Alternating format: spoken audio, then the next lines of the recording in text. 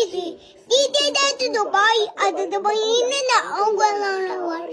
Then papa, way kausan tikrai, ulo agaga, pininin ko sa mata.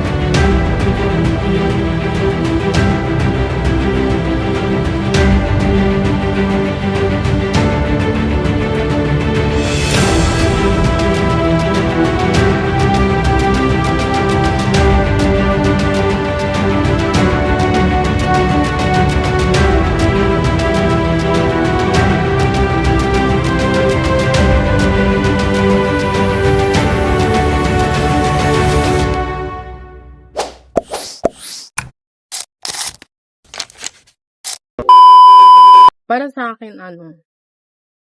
palaganapin yung mga tamang disiplina sa paggamit ng media, 'di ba? Like upang maiwasan yung mga alam mo yun, yung mga masasamang epekto sa sobrang na yun, exposure, 'di ba?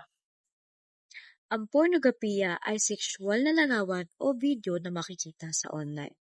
Maaari itong makasama sa isip at damdamin ng bata at magbigay ng maling pananaw sa relasyon.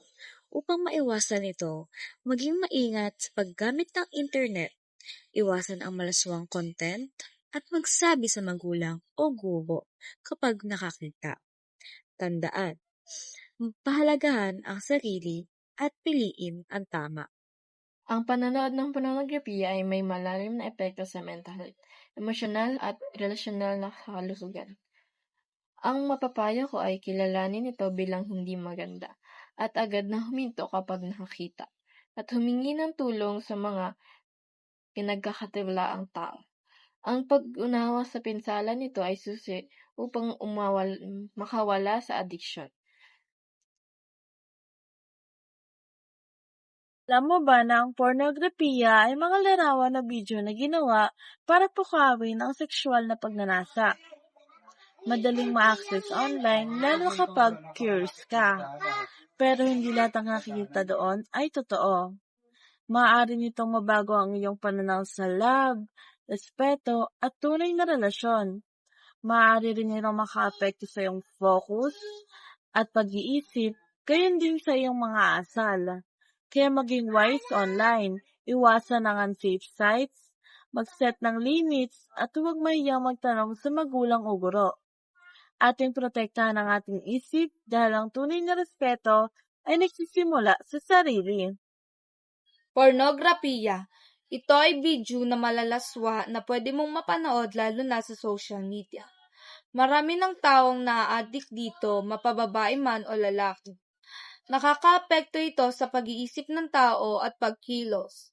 Pwede ka nito mahikayat manood din ng video na malalaswa.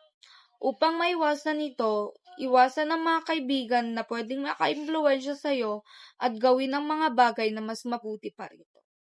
Ang kadalasang panonood ng pornografiya ay maaaring makaapekto sa ating pag-iisip at pagtingin sa relasyon at respeto sa ating sarili at sa kapwa. Bilang isang mag-aaral o kabataan, isinusulong ko ang angkop na paggamit ng internet. Iwasan natin ang hindi angkop na mga sites at palakasin natin ang ating self-control sa pamamagitan ng pagkakaroon ng mga magagandang hobby gaya ng pagluluto, pagbabasa at iba pa.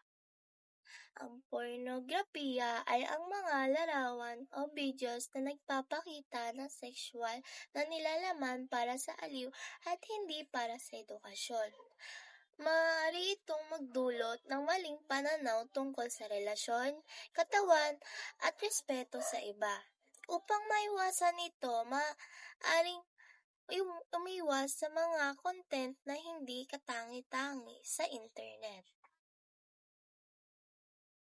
Ang pornografiya ay ang mga larawan o video na nagpapakita ng sexual na gawain na maaaring makaapekto sa isip at pag-uugali ng kabataan. Maaari itong magdulot ng pananaw tungkol sa relasyon at respeto at makaapekto sa pag-aaral at mental health. Sa isang click, maraming bagay ang maaaring magbago. Pero ang tanong, handa ka ba sa epekto nito? Pornografiya ay hindi lang simpleng panonood, unti-unti nitong naapektuhan ng isip, emosyon at paraan ng pagtingin natin sa sarili at sa iba. Maaari itong magdulot ng maling pananaw tungkol sa pagmamahal at respeto.